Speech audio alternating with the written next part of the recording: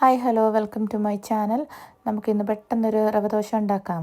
അതിനായിട്ട് ഒരു കപ്പ് റവ എടുക്കുക, അതിലേക്ക് അര കപ്പ് തൈരെടുക്കുക, കൂടാതെ അര ടീസ്പൂണ് ഒരു ഈസ്റ്റ്, ഒന്നര തവി, എൻ്റെ തവി ചെറുതാണ്, ഒന്നര തവി ഗോതമ്പ് പൊടി എടുക്കുക.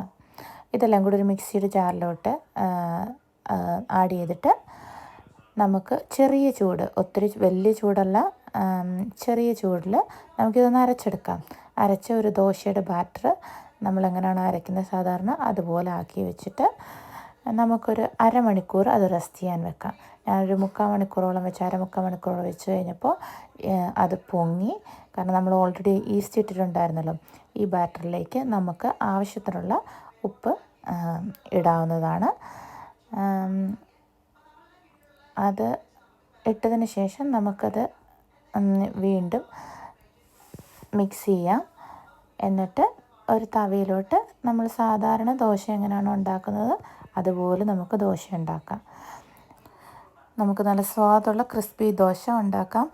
എല്ലാവരും ഒന്ന് ട്രൈ ചെയ്ത് നോക്കുക കേട്ടോ. Thank you for watching.